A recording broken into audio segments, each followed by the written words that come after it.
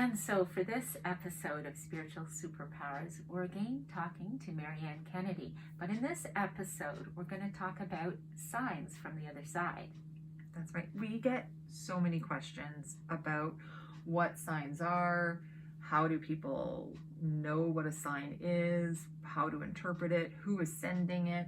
So Marianne and Caron, myself, we have a really good discussion about signs and where they're coming from. If you've had any question about whether or not what you're seeing is a sign, stay tuned and we'll hopefully be able to answer that for you.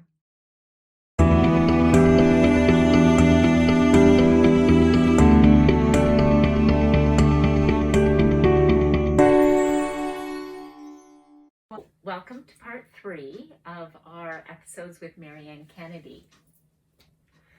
All right, so today we're going to be talking about signs from the universe and from our loved ones and possibly spirit guides, masters. And Caron has a really interesting story about how we even got started with the YouTube channel. Why don't you go ahead and tell us about the signs? Okay, well, so this past summer, a mutual friend of ours passed away tragically, unfortunately, and that afternoon when she passed, like later that afternoon, I all of a sudden was drawn to the clock, which said it was 4:44 at the time. And then that night, I woke up in the middle of the night and looked at the clock and it was 4:44. And I know that, you know, repeating numbers are signs from our loved ones. And I just knew that this was our friend. But still, I kind of wanted more. So I said, Patricia, if you're sending me the 444s, I need more of a sign. So I asked for a sign. I said, my sister has this bird feeder, and she's been complaining that she doesn't see cardinals at the bird feeder anymore. And so I want you to send a cardinal to my sister's bird feeder tomorrow afternoon when she's home to see it. Because I knew she was going to be away in the morning. Very specific, Caron. It was very specific. I know. I thought, let's see, right? And I wasn't sure, I've been doing mediumship for a while, but I wasn't sure what was going to happen. So later on that afternoon, I'm just at home and I get a text from my sister at 4:44. Oh my God. I know. I have it. I saved the photo of it too. I took a photo on my phone saying, I just saw a cardinal at the bird feeder. Do you think it's our friend Patricia? That's amazing. Oh. Yeah. And so word spread amongst our triathlon club, and more of our teammates started noticing 444 cardinals. And I said, of course, it's a sign from her that she's okay. And it gave people a lot of peace in a time where they needed that. And we realized that people were quite unaware of what signs that our loved ones can send. Yeah. And we know that they're sending signs all the time. It's just that you may not be aware of the signs that they're sending. That's right. Yeah, that's absolutely true. Yeah. A lot of people miss them, right? And so, I mean, one of the things that I like to talk about with clients, usually near the end of their session is I speak to their person in spirit about how they're making contact with them. So what signs are you delivering? And I can't tell you how many times in my life, the sign that they talk about, I'll share with my client I'm sitting with, and they'll say, I do know that, but I didn't know, I did see that, but I didn't know that was from them. And so spirit actually has a symbol for me that they use. And this is how I know that the symbol's been sent, but they haven't received it. They go like this. I see a hand going over a head. So it means it's goes gone over right their over their head. head. Right? So that people do miss it. And, years ago I used to teach just little workshops for Learn It Live, just an online forum. And I used to teach it specifically in how to identify signs and symbols. And actually, I think I have a chapter in my book about this too, but don't quote me on that. At least part of a chapter. But yeah, I mean, it's something that folks aren't overly aware of a lot of the time. But the thing that I always like to say is that, there are, billions, trillions of cardinals, birds, feathers floating around. But the timing of the presence is significant, right? The timing that it shows up, either because you've requested it, or you're thinking about someone in spirit, or you're having a particularly hard time, and then a hummingbird floats in front of your face. Like, can you get any more obvious, right? But I do really believe this to be true. And this is sort of Dyer who talked about this. He talked about, when you believe it, you will see it, and not the other way around. And I've really found that to be true. So and the case in point is that clients who either didn't believe or didn't know signs would show up, literally have them showing up, but to them, they aren't showing up because they don't identify them as signs. Mm-hmm. And as soon as they understand the form of contact, or believe that it's possible that we can have after-death communication, what happens? The signs show up everywhere. Mm-hmm. Okay, but they were always there. Mm-hmm. That's the funny thing, yes. Mm-hmm. So sure. So some of those common signs, are going to be like the winged messengers. Okay, so like a cardinal, sometimes blue jays, butterflies for sure. Mm-hmm. Sometimes very specific types of butterflies, even particular colors. Dimes, pennies, feathers, repetitive number sequences. Mm-hmm. Especially pennies now because they're not in circulation. Yeah, right? I actually just had this. Yeah. I actually just had this with a client a couple of weeks ago. She was out on the West Coast. I said, listen, this is going to sound really weird because these are not in circulation anymore. But if you just picked up a penny, and she said, yes, I did. So it's like, I love that. So when something just seems unlikely, I mean, one of the stories I like to tell is that another totally other client also on the West Coast, having just swept, vacuumed, and mopped a hallway in her home, and then took a shower, and then came out of the shower, and on the ground is a penny, and the date on the penny was the year of her son's birth, and she had just lost her son. Oh. And so, like, you can't vacuum, sweep, and mop and not hear that penny on hardwood, and then come out of the shower and the penny's there. And so something significant tends to go along with it, and that's how I like to identify that it is in fact a sign from spirit, and not just a cardinal that lives in this tree. I had a patient, and we were talking about signs. We were texting afterwards about signs. Her mother had passed, and she says, well, my mom doesn't send me signs. I'm like, she does, and as we're texting, she got smacked in the chest for those, what I call wishes, like the dandelion mm-hmm. seeds. Yeah. And she texted me, she goes, I just got smacked in the chest with a wish. Do you think that was her? And I'm like, really? We're talking about her. And I said to her, I'm like, well, what's the harm in mm-hmm. believing That's it? Right. Yeah. Because doesn't it make her, and as soon as I said that, she said it brought tears to her eyes, because yes, like, let's believe that it's our loved ones communicating with us. Mm-hmm.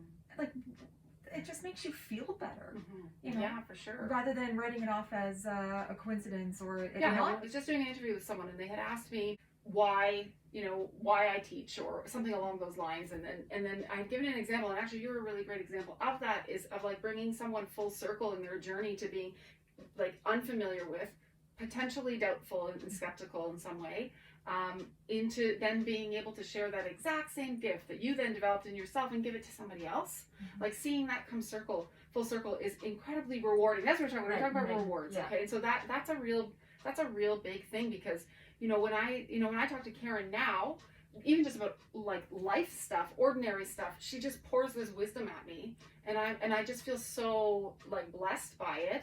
And some of the insights that, insight that you share may be insight that I already had, but when I hear, and it may not be, but when I hear you talk about it, there's always a soul component to it. And I just say to myself, it's just such a beautiful turn of events. Although what, created that shift was loss mm-hmm. and change. Yeah. And what I have found in this work is that is often the case, that I can move through some of this mud and come into a bit of a different space, Mm-hmm. Yeah.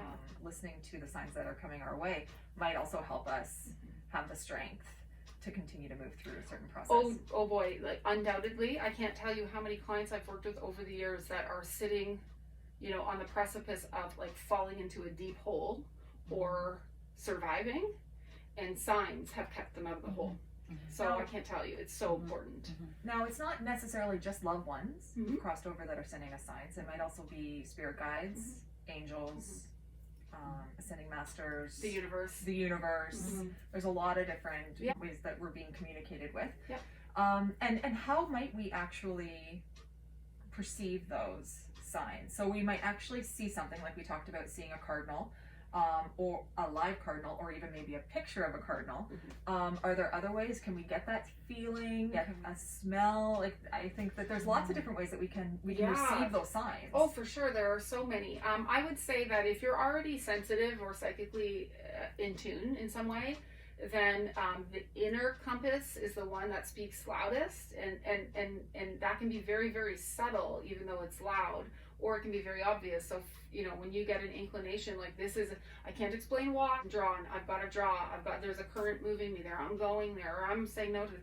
So if you're sensitive, it's an inner compass thing, it really is. And then if you aren't so sensitive, sometimes and often it is like repetitive number sequences, right? Like 444, the angels, the blessings are with you, supporting you at this time. 1111, you're on the right trajectory, so stay positive in your thinking, because you are manifesting very quickly too. And if you focus on non-life affirming thoughts, then that's what you're going to manifest too. So I think repetitive number sequences are big ones that folks should look out for. And yes, all repetitive number sequences carry a different vibration, so they have a different meaning and a different message. So you should look them up. The numbers themselves actually carry a very unique vibration, so each of them sort of mean a different thing. So those are good ones to look out for. The others are sort of signs that someone in spirit is with you, but the directional life things are usually inner compass experiences, or often these repetitive number sequences. Quite honestly, that's what they are. Well, another interesting one that I've had people talk to me about are manipulation with electricity. Oh, sure, yeah.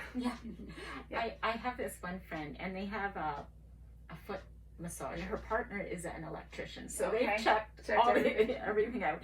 And it doesn't matter which foot massager or which room in the house, it just goes on its own at certain times, and they know it's grandma or whatever. So people often question, is that a sign? And they can do interesting things. Oh, definitely. And I have found too, like the phenomenon of manipulating electricity often occurs most significantly and most frequently during the first year after someone's transition. And so that doesn't mean it can't occur after that, but it happens most frequently during that time period.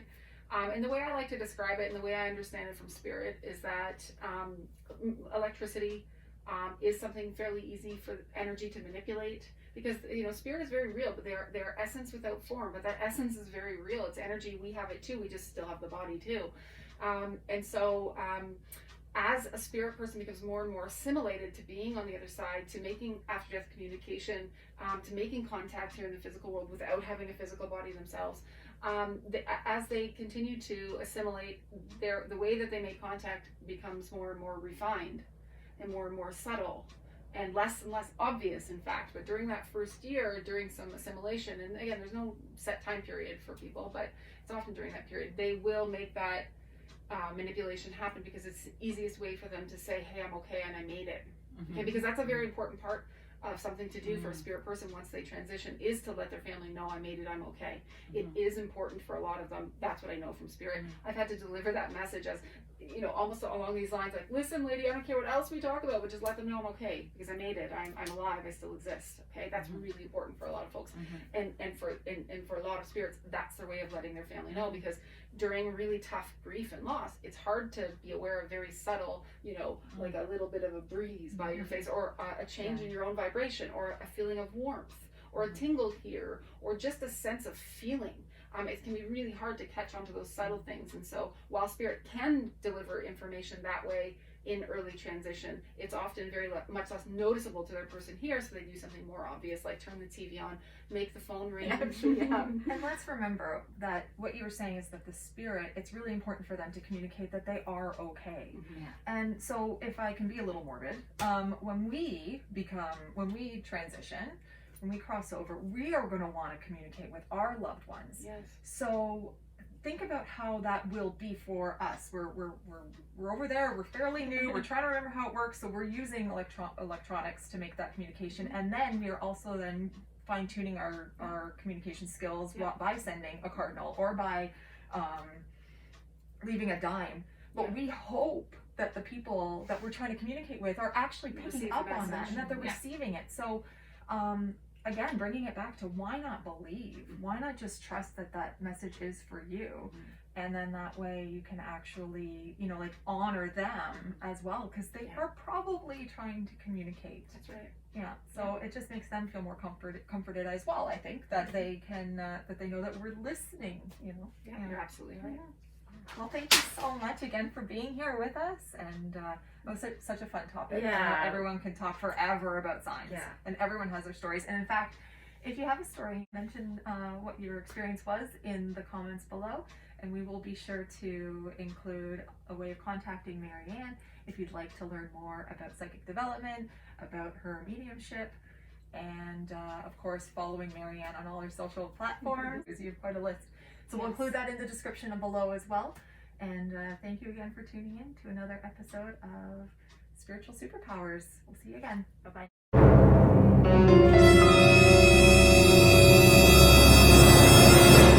We need to hold for 1 second. We'll end this episode with, we just had paper fall behind the camera. So it may be a sign for us. Who's that a sign from? Well, we were talking, you know who that's Yeah. a sign That's from. right. Who were you just talking about? Perfect. That's right, yes. Oh my goodness, the paper Okay. fell. See you So, guys. okay.